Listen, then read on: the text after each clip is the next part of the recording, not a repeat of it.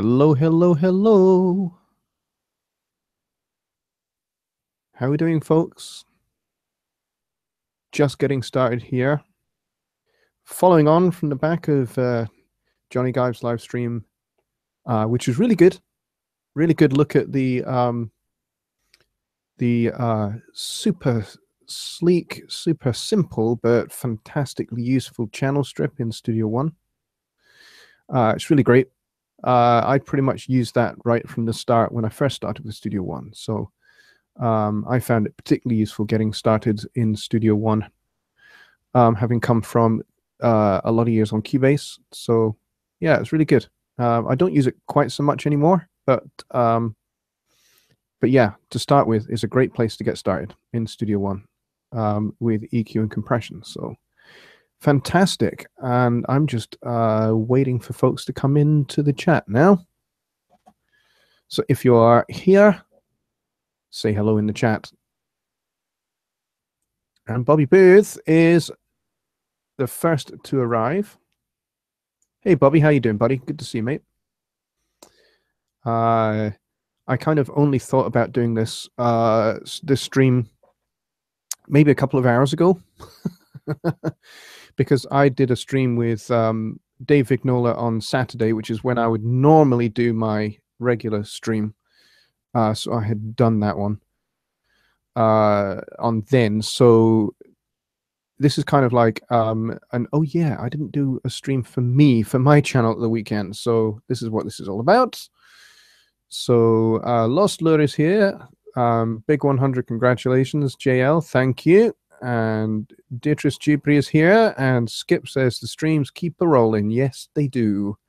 Now, if you'd be so kind, folks, as to let me know how the picture and audio quality is, I'd appreciate that. We have pretty bad atmospheric conditions today, so that might be affecting my stream quality, which is already not so good. So if we are struggling with even using Google Hangouts on air, I do have a backup plan. My backup plan is to use this guy. So if the stream is too bad in quality just now, let me know.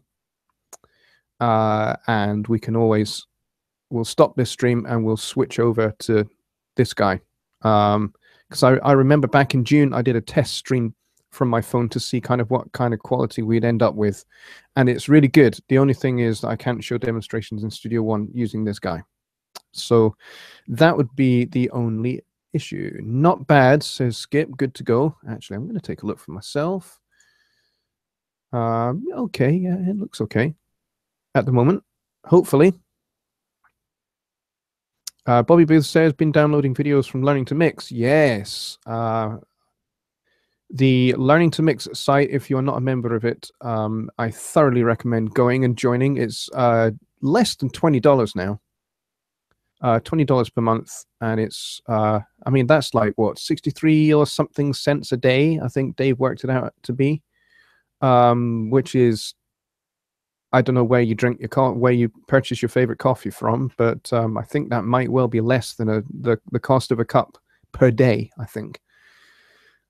And you get a whole slew of stuff in exchange for that tiny amount of money. And I think it's extremely high value, what Pete and Dave are doing, having been a part of it since before it actually went live. It's been a real privilege, actually, to be able to help Pete and Dave get that whole Learning to Mix site going and get all the infrastructure together.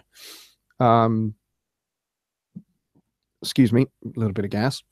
And I think they're doing a great job with it. And you know, they're into what, the third month or so now, I think. Second month, third month, not really sure.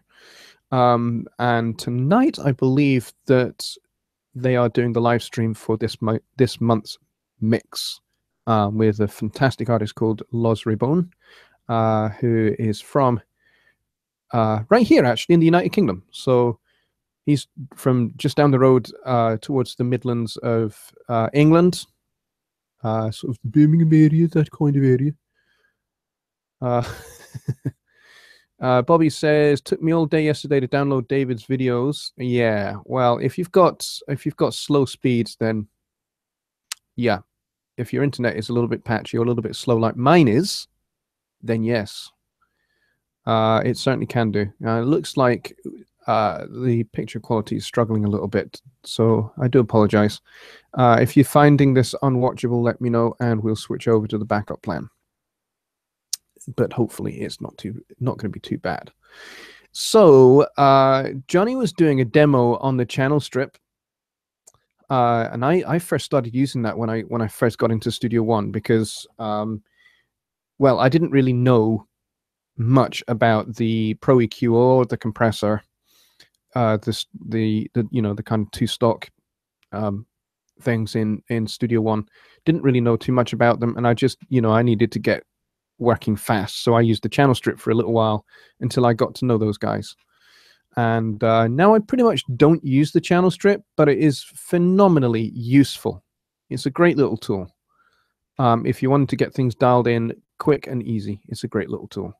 Skip says, brand new, the Quantum 2 announced today. Yep, it's the little brother of the, or little sister, depends which way you want to go with that, of the Quantum, which was launched earlier this year, I think it was. Skip, correct me if I'm wrong. But yes, Quantum 2 is out, and it's basically, it has a lot of the same features and abilities and capabilities of the Quantum, but it's smaller. It's kind of made a bit more for mobile recording if you're going to be out and about, off-site, on location recording. It would be really handy for that, I should imagine. Similar price point, maybe, Skip? I'm not really sure if that has even been announced yet. It'd be nice if it was, though. Yeah, it's still out of my price range, and to be honest, I need a unit that's going to give me MIDI as well. Does the Quantum 2 have MIDI? I think it does, doesn't it? It does have MIDI. I'm not sure whether it has the DSP that the Studio 192 has, because if it had MIDI and the DSP, that would be awesome. That would make me want to go and rob a bank for the $700 to go get it. Bobby says yes, it does. Are you saying yes, it does have MIDI, or yes, it does have the DSP? I'm not really sure. I've not been paying that much attention. I know I should be. I should be paying a lot more attention to stuff.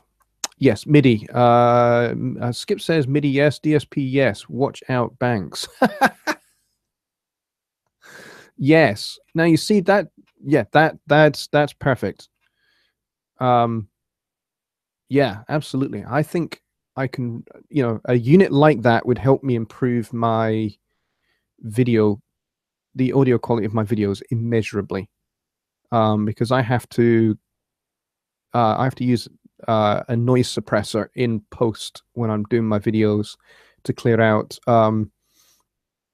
a little bit of sort of room ambience and room hum and that kind of stuff, which can be a little bit distracting from my videos. So I use a noise suppressor in post, and I'd rather not have to do that. If I could do that via DSP, that would be awesome. By using, I don't know, an expander or something, that would be epic. And of course, because I rely quite heavily with this guy on MIDI, that would be perfect. I just have to find $700 now. So if anybody knows where there is a mattress full of money or a money tree, let me know, and I'll go and get that. In that small room. What do you mean? Yes. Are you referring? Do I have room noise in this room? Yes, I do.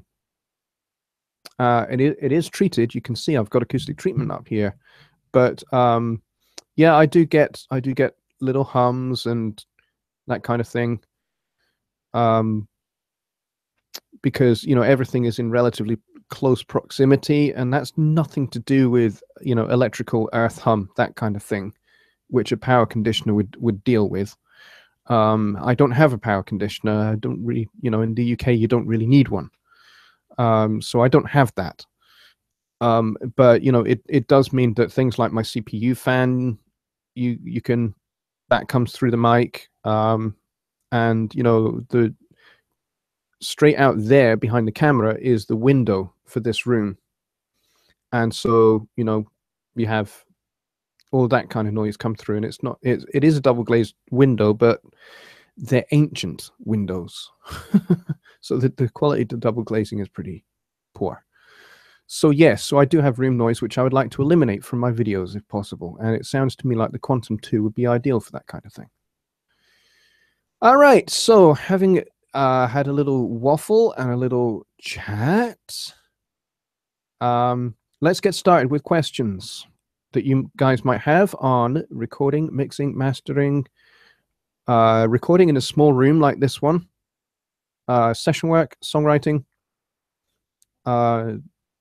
any Studio One questions. I can get Studio One open pretty sharpish, and we can dive into some stuff. Any questions that you've got there, any issues that you're having, let's get with it. We got 9 people, which is small, but okay, I can handle small.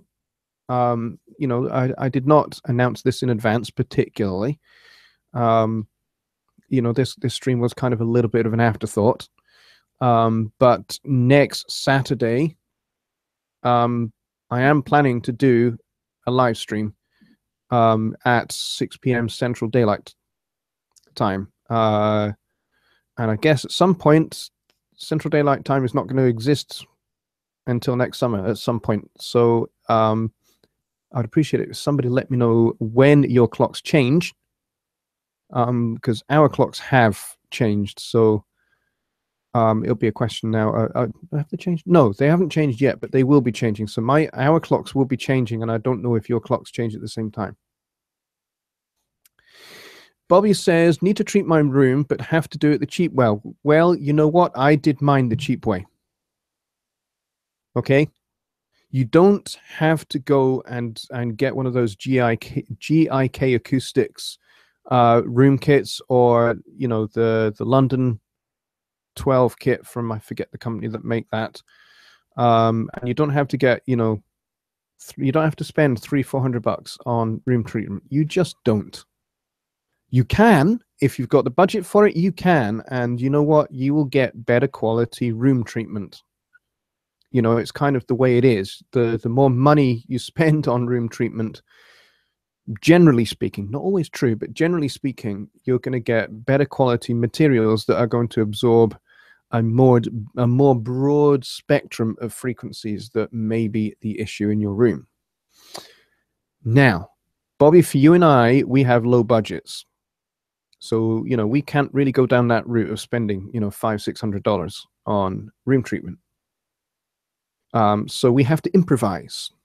So what I have up on my walls is I have a box, or I purchased a box of these like little, let me see where I can point one out. There we go. These little foam panels here. Oh, it's November. Thanks, Skip. These little 1 foot by 1 foot panels. I have 24 of them put up in the room. I have 1, 2, 3, 4, 5, 6, 7, 8 panels together on this side over here, and the same exactly over on this side. So I've got both adjacent walls to my mix position with 8 1 foot by 1 foot panels, and then a little bit further down on both sides I've got a couple of panels there.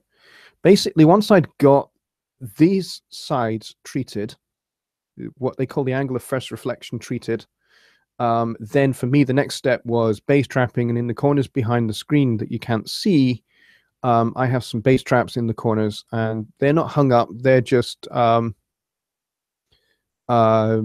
just kind of wedged them into a corner using a little bit of blue tack. And they do a reasonably good job of dealing with the bass build-up at this end of the room. I'm not so worried about the bass build-up at that end of the room, because that end of the room, I'm not really necessarily going to be standing to mix there. Although sometimes I do walk to the back of the room to see just how much bass there is up there. And I'll maybe even go and stand out in the hallway to see what happens to the balance of the mix there. But yes, the panels that I've got for my room, I think they cost me £100, which is probably about, I don't know, maybe $130, $140. I really did not spend more than $200 on room treatment, but you have to think of it as an investment in what you do. It's an investment in your craft, as much as having Studio One is an investment in your craft, an interface, a microphone, and cables. You know, kind of those are all essentials that you got to get to a good standard if you want to, if you want your mixes and your recordings and your masters to reach a certain quality level. I'm not saying you have to go out and spend thousands of dollars on stuff, but, you know, you have to buy something that is of a reasonable standard of each of the essential items in what I would call my home studio list, which I really should do a video on, shouldn't I? So yeah, so you can do it for real cheap, and you can do it really well for real cheap, and you have to be prepared to improvise, think outside the box a little bit, and you can also make do with what you've got as well. Like in the corner here at the back, I've got this big drawer cabinet. That drawer cabinet is full of stuff. Now what that's going to do is that's going to deal with the bass in this corner of the room, so it actually helps some of the bass build up that there might be. But I think maybe the biggest frequency issue in this room is that this room is in A flat. Every room has a resonant frequency. Find out what yours is. This one is in A flat. So every time I play, you know, an A flat down the bottom, which obviously you're not going to hear the resonant frequency because I have my speakers muted. But every time I play an A flat, it really resonates throughout the whole room. And you can deal with that with room treatment. But I also have like little flutter echoes and stuff. And basically, I had to stand in various parts of the room, clap my hands, work out where that was coming back off the wall, and put panels up. And that's how I did it. So there you go. All right, let's see what else we've got. Miles McGonigal is here. He says, hi, all done with learning to mix. Now on to Johnny. Good. Glad you could make it across, mate. Thank you. Beatrice Dewberry says, I am currently working on a couple of beats for a young man. I'm using loops only. I finished one. Any suggestions? Any suggestions for what more specifically, Beatrice? That would help. Loops are great. If you can get really good ones, you can get super creative with them. I've actually been working on a few songs for a client, actually, and I'm using some loops. I'm using some sort of funky house and those kind of drum loops for my client's record, and I'm overdubbing stuff over the top of that. So we've got some guitar, which you don't tend to find in house music quite so much, but plenty of Fender Rhodes in there, and some synth basses using this guy here, and a little bit of fretless bass as well. So yeah, loops are fantastic, and you can overdub anything you want with those. You can be wickedly creative. And you can chop them up. You can maybe drop the drums out for a section, then bring them back in later. There's lots of things you can do. Dietrich also said, I formatted the song by counting the bars. Right. Well, okay. Yeah, if that works, sometimes that's what you got to do. And Stephen Greenwood is here. Hi, Stephen. Good to see you, mate. Welcome. Welcome, welcome, welcome. It's 1:30 in the morning here, and I'm surprisingly awake, which is why I'm doing this live stream. But I will probably be feeling it in the morning. Fred Grover is here. Good to see you, Fred. He says, what keyboards are those that you have there? Okay, so this one here This is a Clavier Nord Stage 88, and it's the revision B model of their first stage piano that they made, and this was brand new in 2006, and it works really, really nicely. It has some nice pianos. It has like a Fender Rhodes,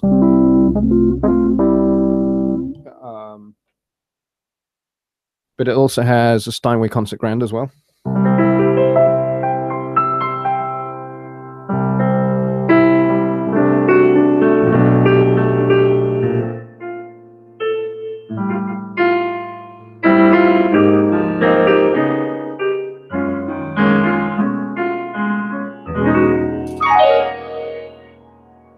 Which sounds absolutely gorgeous. Plus, you also get Hammond organ, which I will.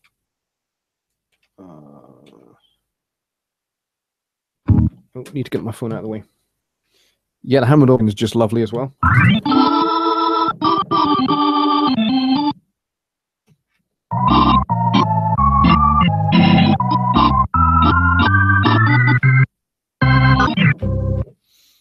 So, and it has a whole bunch of synth sound as well. There's some weird ones.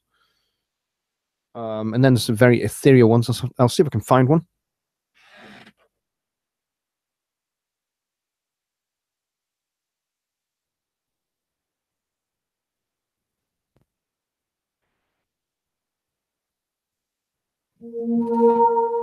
Oh, this one's quite weird.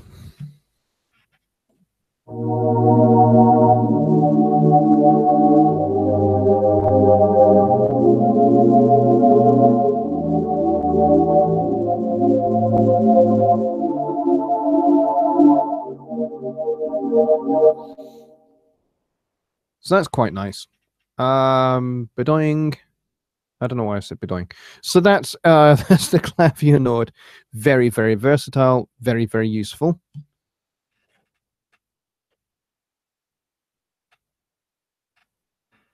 So you have Fender Rhodes, but you also have the Wireless A200 electric piano, which was another famous 1960s, 1970s electric piano.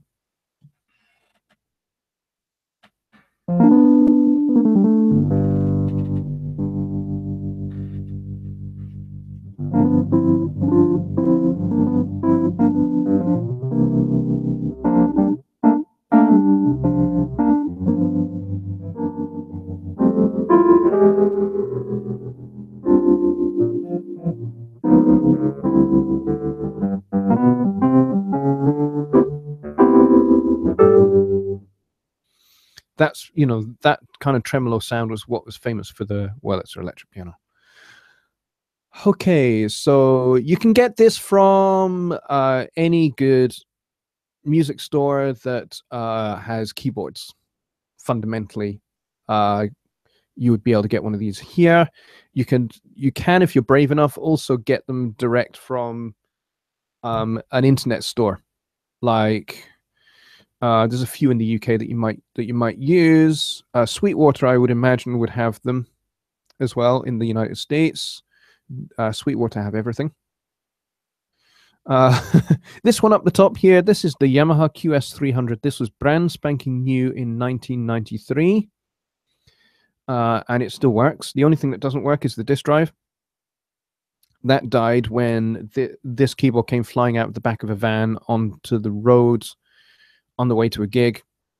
It was a motorway, so there's like cars doing 80, 90 miles an hour. And I basically, we pulled over into the shoulder, and I ran across the road to go and get the keyboard before it got run over by a truck, and me with it. So I grabbed it, picked it up, ran back, and put it back in the van. And it played at the gig. It was fine. But when it came to doing any kind of recording, because it has like a sequencer built into it, doing any of that kind of stuff just wouldn't work because the disk drive had died. So when you turn it on, the disk drive spins, makes a little bit of a high-pitched whine. I'll demonstrate, see if you can hear it.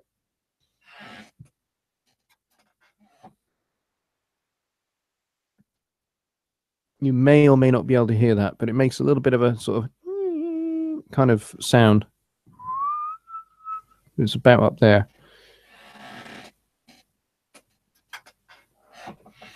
And that's the sound of the disk drive. But there's nothing I can do about it. There's no way to disconnect it, unfortunately. Peter is here, and he says, woke up in the middle of the night for a bathroom visit and just happened to see that JL is on. No going back to sleep for me. Peter, you are a lunatic, mate. But I'm glad that you are here. Fred says, I would love to get a keyboard and learn to play like that. Sounds great. Well, thank you very much. You're very kind. I've been playing since I was about 9 years old. And I steadfastly refused to take any lessons. I would sit we had a Fender Rhodes at my parents' house when I was a little boy, because my parents are professional musicians, and we had a Fender Rhodes Mark I, which lived in our lounge, and there was a little Fender Deluxe amp that it was plugged into. And I would put records on and try and figure out what was going on and try and play along to it. So I would listen to Steely Dan records, and I would listen to Michael McDonald, the Doobie Brothers, Stevie Wonder. But you know, those are kind of like my popular music heroes growing up. But then I also have jazz heroes like great pianists like Bud Powell, Thelonious Monk. Thelonious Monk in particular was a huge inspiration to me in terms of piano style and piano technique. And so that's where I learned a lot of what I do with the piano. Some of, you know, I mean, a lot of the harmonic palette that you hear me use is actually, for me, quite tame. You know, I do actually go very, very chromatic quite often, particularly when I'm playing live. If I'm backing a soloist, I will, you know, I will add a lot of chromatic harmony and some passing chords as a great way to kind of, you know, I'm being inspired by what I'm hearing from the soloist, but also I'm trying to, you know, give the soloist some extra material to work with. Miles says, been watching the Symphonic Orchestra series, which has been wonderful. Would you consider a live broadcast creating a short song from scratch using the Symphonic series? There's an idea. That's a great idea, and Peter agrees with that. As does Skip. It is a great idea. We are going to be at the mercy of my low bandwidth and my slow internet speed, so audio quality might not be that great to really do it justice. But I think what I could do at the end of the series is I could do a video, sort of a longer form video where I actually build a piece of music using what you got there. So that's definitely a good idea. I will have to have a think about that and have a plan going forward with that.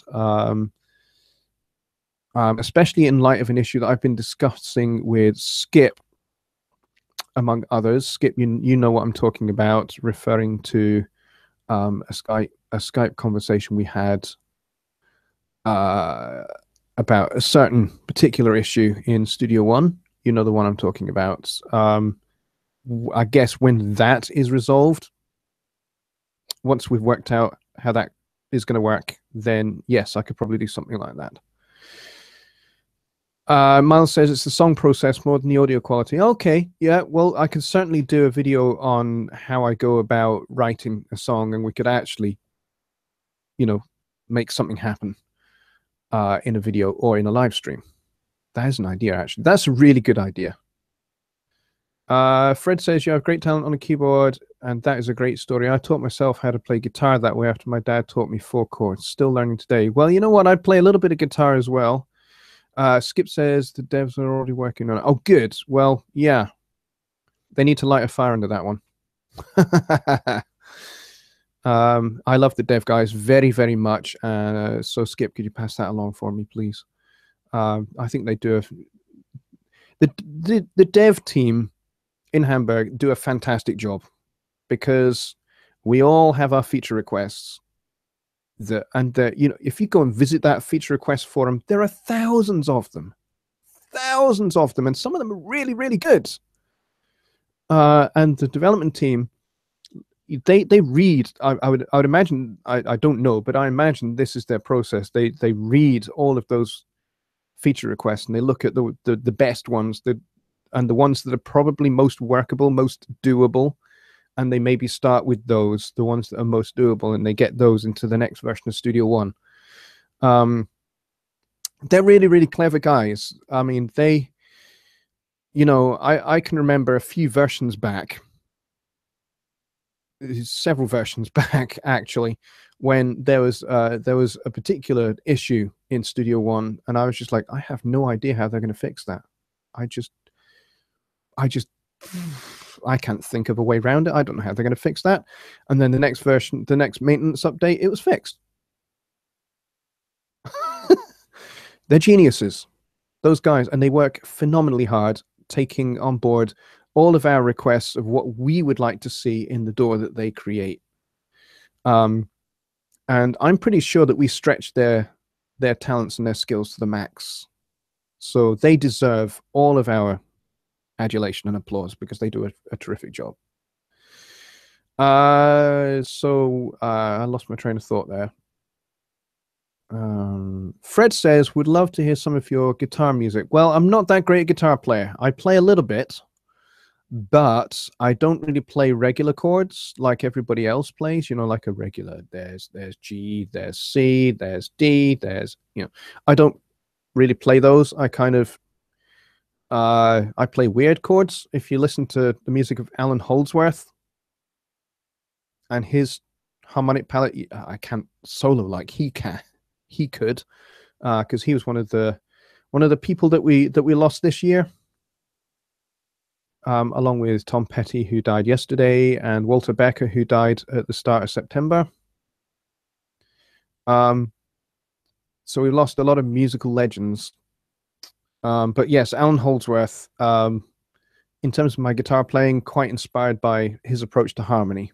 So I would try and, kind of work those chord shapes out on guitar and get, because my harmonic palette for my songs is quite complex. So I have to work out these kind of voicings that nobody else would really use. So I'm not really a guitar player. I do play bass though. Bobby says he plays bass, mandolin, ukulele, and keyboards. Yes, I play bass. I have two basses in the corner there. I have the one in front there is a fretless bass, and the one behind it is a fretted.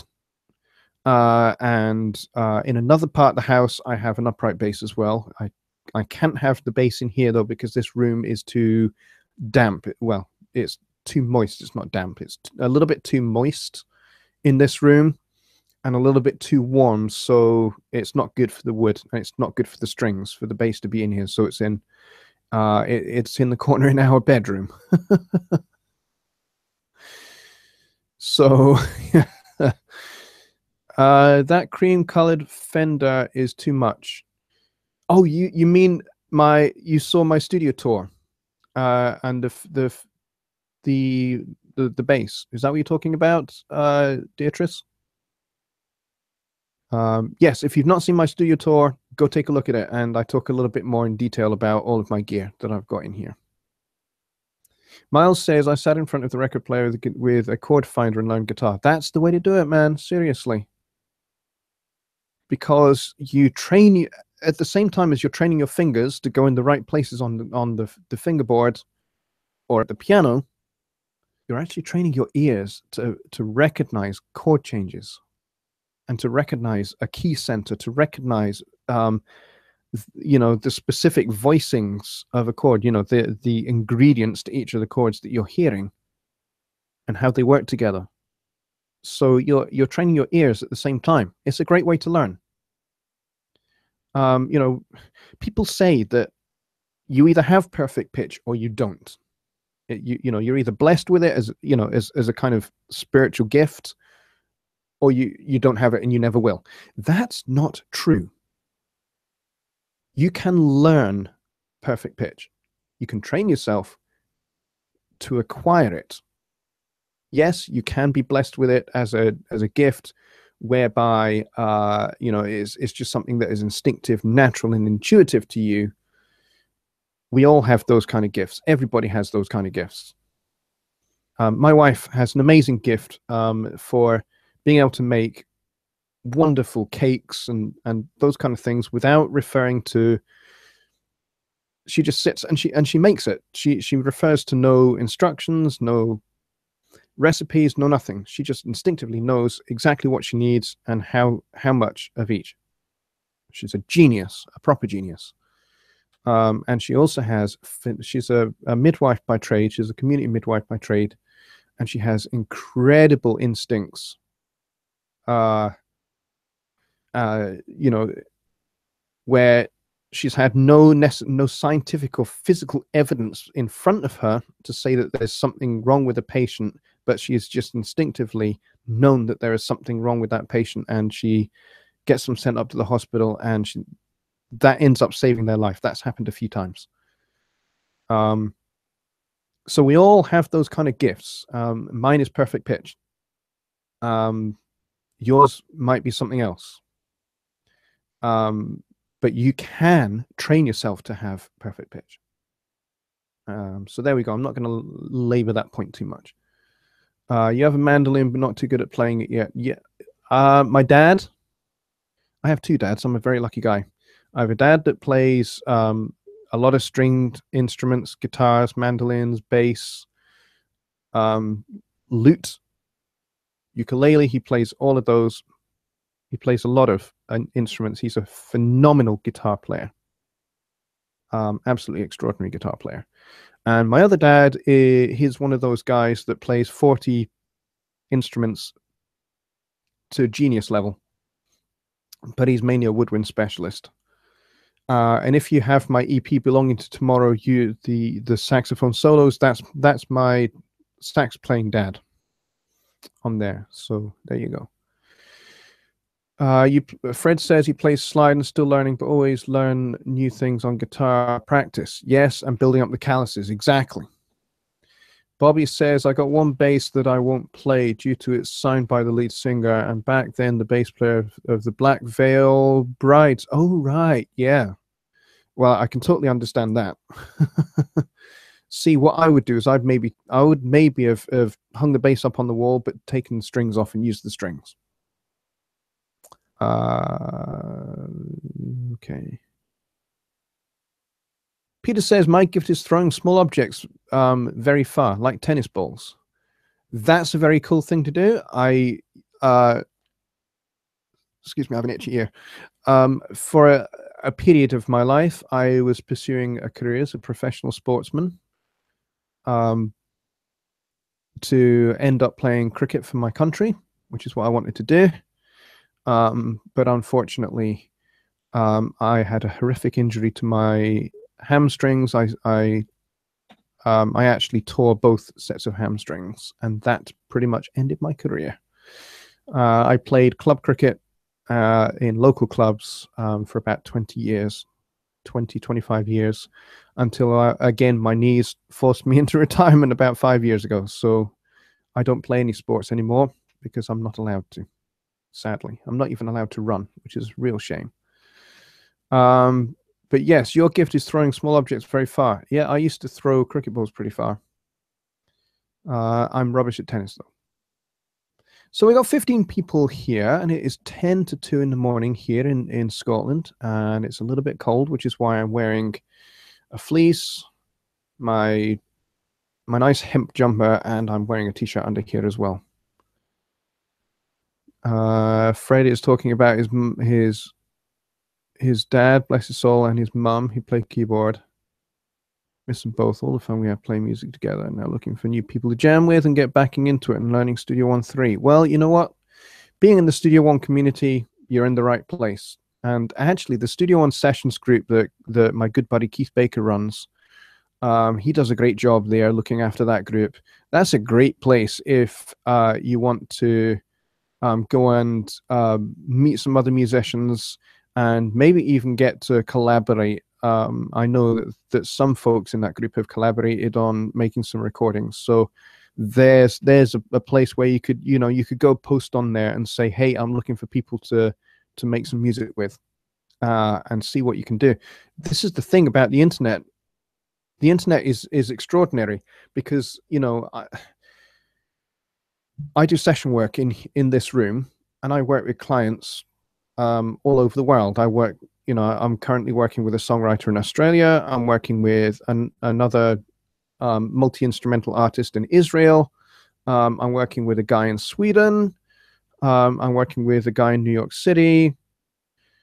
I'm working with lots of people all over the world, playing either keyboards or bass or vocals or um, a whole bunch of different instruments that I play. A little bit of saxophone for a couple of guys as well. Yeah, it's just called the Studio One Sessions Group, Fred. Okay. So yeah, the internet is a phenomenal thing. Make use of it. Reach out to people, connect with people. Facebook, you know, once you've got some people who are interested on your thread, then yes, it's on Facebook. Go and, you know, once you've got some interested people, go and reach out to them, private message them and say, hey, are you up for this? And then talk about, you know, talk amongst yourselves in that private way. I mean, you on private messenger on Facebook, you can create a group. So, you know, the people who respond to your little advert, if you like, on that group, you can then create a Facebook chat group, and then you can talk amongst yourselves in that Facebook private chat. And you can work all the practicalities out of how you're going to work together. That would be my recommendation, and it really does work. Absolutely. There is an online session community in Facebook as well. I'm a member of a group, and people are always putting out for, hey, I need a bass player for this song, or I need a piano solo on this song. And, you know, it's not always that you're going to be the one that gets picked, because a lot of people respond. But you know what? I've been picked for quite a few. And that's actually ended up starting off a relationship with that particular artist, because I reach out to them, I connect with them, I make it about them, not just, hey, I'm posting this track for you because you've asked. You know, I make it more personal. I try and engage with them and find out a bit about them personally, about their music. I take an interest in them. And hopefully that develops a bit of a personal interaction, a personal relationship, and then, you know, that can develop into a more long-term musical business relationship. Fred says, is there a way to have a private Facebook chat group? Yes, you can. Or is that just PMs? I know you can make a group, but that is not what you're referring to, right? No, I'm not talking about creating a Facebook group. I'm talking about creating a Facebook chat. So in Facebook, you have, like, you can have a chat with an individual person, but you can add people to that chat as well. So you can create a new chat, and then you add different people to it, and you can have, I mean, I'm in several chat groups. The home studio trainer support group admins have their own chat, and there's 4 of us there, 5 of us now, I think. Yes, that's Messenger, Facebook Messenger. That's right, Beatrice.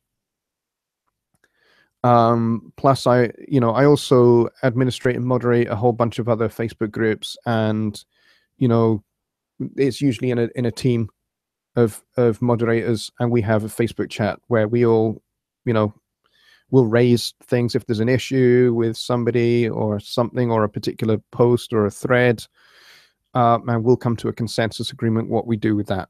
So, and that's how it works with moderating Jonny Gibe's Home Studio Trainers support group. That's how we deal with any issues that crop up, or, you know, if somebody's broken the rules, that's how we deal with it. It gets raised in our little chat, and we all see it, and we all come to an agreement what we should do. And Bobby says, at Studio One Sessions, we also have challenges and contests for prizes. Yes, you do. Yes, you do. And they're really good as well. And actually, some of the prizes are really, really great. They're really worth getting in to try and get into. Deirdre says you can have video chat as well. Absolutely, you can. Yep. And mostly the reason for that is because Facebook has Skype's video what's it called? VoIP, Video over Internet Protocol, built into it. That happened a couple of years ago. Fred says, so that chat group be made on a laptop, or do I need a smartphone? So you can do it on anything, mate. If you're going to do it on a smartphone, you need to have the Messenger app to do it. If you're doing it on a laptop, you just use Facebook to do it. Okay? And it will work fine for you.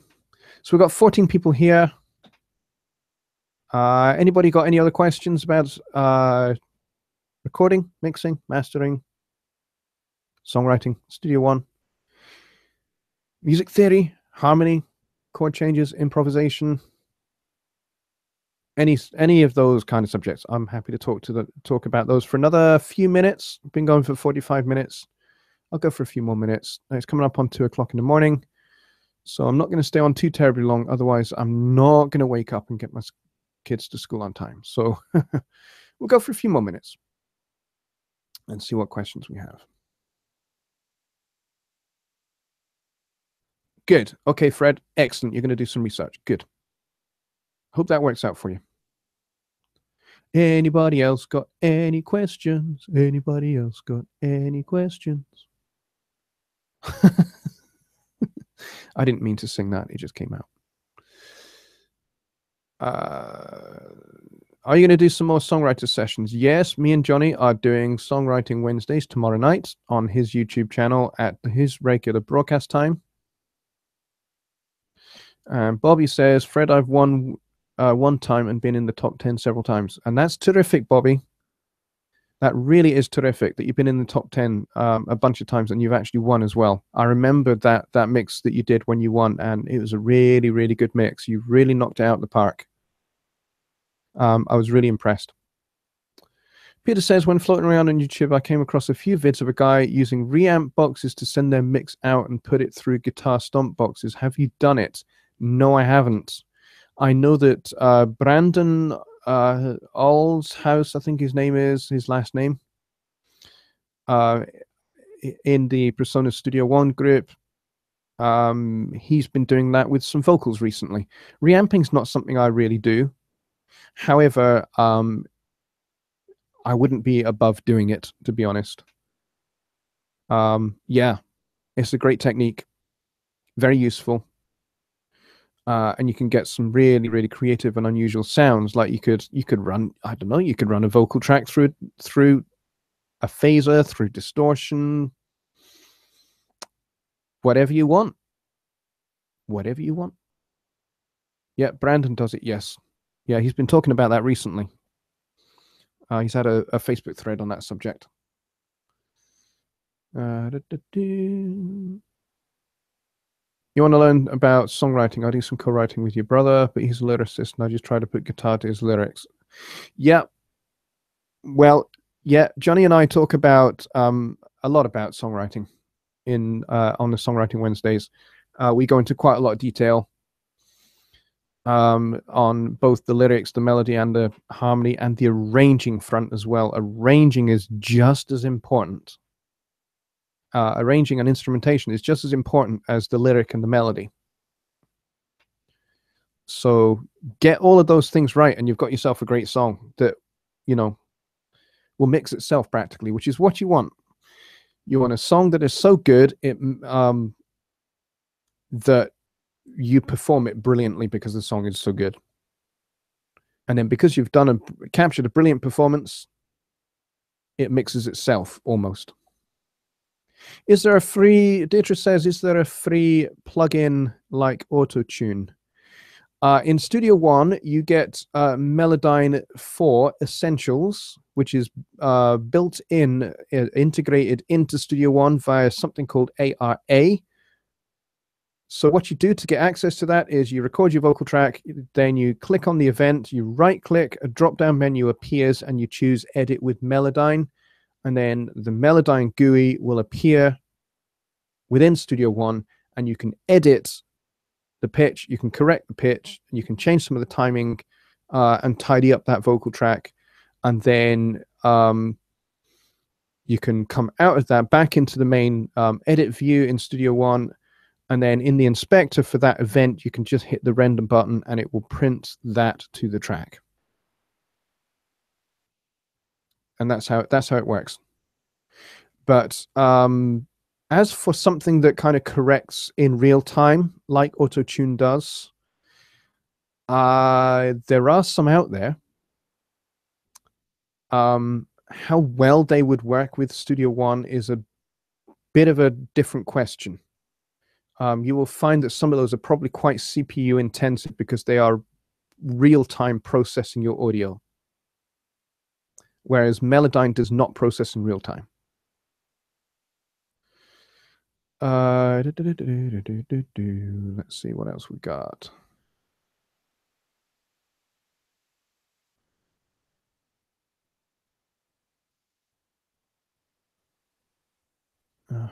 Fred says, I have Studio One 3 artists, but want to update someday to professional. Melodyne is a 30-day trial in artists. I'm not sure if I can use it after the trial or what is missing. Yes, after the trial is over, you will not be able to use Melodyne. It is a 30-day trial. You will be given, after the 30-day trial, you'll be given the option to purchase Melodyne Essentials for $99, I believe.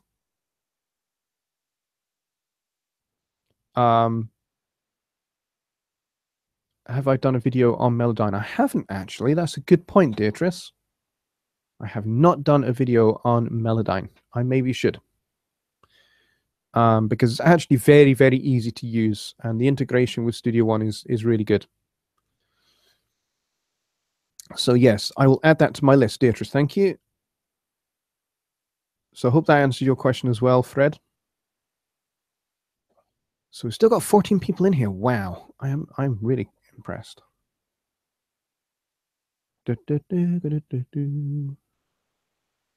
Any other questions, folks? Otherwise, I'm going to wrap this up in about 4 minutes' time. So get your last questions in. And I really do hope that this live stream has been helpful to the 15 people or so that have been in here. The Pro has the non-trial version, right? Yes, that's correct. Yep, it comes bundled with it. Verk, good to see you, mate. Welcome. How about a suggestion box for topics? Yes, if you've got a suggestion for videos you would like me to make, email me at the following email address, johnny@jonnylipshamstudios.co.uk. Email me there, mark the subject video suggestion, all right? And then ask away. But I would suggest first, before you do, is go and check through what videos I do have before you ask, just in case you're asking and I've already done that video. So go check first, I would suggest. But yes, suggestions for videos that you'd like me to make, put them in there and I'll add them to the list. Also, suggestions for topics for live streams, you can do the same as well. Email me, put in the subject line, put suggestion for live stream topic. And that'll be cool. Melodyne works great on instruments. I learned that after a mixed critique with Jonny. Yes, Melodyne does work on instruments. It's not just a vocal thing. For example, on my EP, my dad played soprano sax on Chanel, which is the first song on the EP. And soprano saxes have an inherent intonation issue. It's a design flaw, if you like, with the soprano saxophone, which a great player will overcome by being able to adjust the pitch with their embouchure. But sometimes there are certain aspects of this intonation issue that just cannot be overcome, and some notes are just ever so slightly sharp and some are just ever so slightly flat. And so what I did was I processed the soprano sax track with Melodyne just to correct all of those intonation points. And there are a couple of mistakes in the solo as well, where my dad had played a note he didn't intend, and I just went and moved that note, and it was fine. It worked like a charm, and you would never know it. You would never know it. It's completely transparent if you do it right. So that's Melodyne. And we are at about 5 minutes past 2 in the morning, and I should probably be thinking about wrapping this up now. So I will take one more question, and then that will be that. And if you have any further questions after the end of this stream, then please don't hesitate to drop me an email, and I will be happy to get back to you. And it may well be that the question is better answered with a video. But we'll see. We'll see how that goes. All right. Any more questions?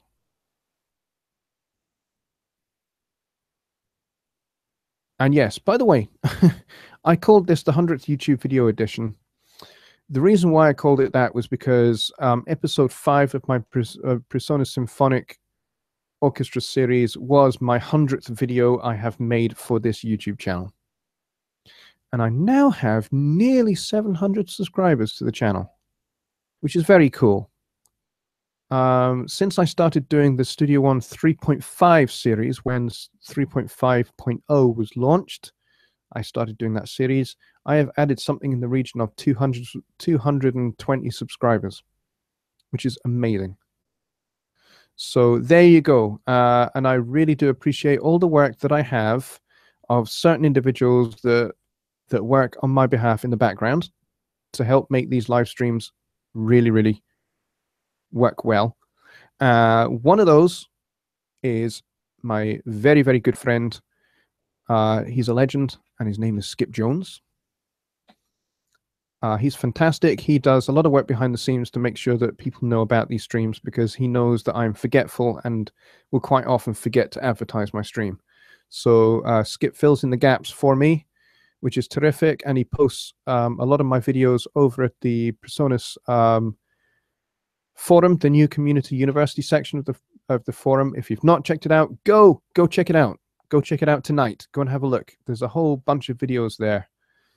There are hundreds there now, I think, on a whole range of subjects at different levels, beginner, intermediate, and advanced. Go check that out. Yes, Bobby says Skip is a good guy. That's an understatement. He's a great guy. So Skip is one of the guys that really helps me out a lot. And Truckee Kruger is another really good friend of mine who helps me out as well. He does a lot to help promote the work that I do. And I couldn't really do any of what I do without them and without Johnny Gibe, who has endorsed me, has supported me, has encouraged me to make videos and to actually do live streams. Me doing live streams was largely his idea. I didn't think I could do them. And certainly I knew I couldn't do them to the kind of quality that he does them because of my internet speed. And he said, don't let that stop you. So I'm glad he said that. So I am very, very thankful and very grateful to them.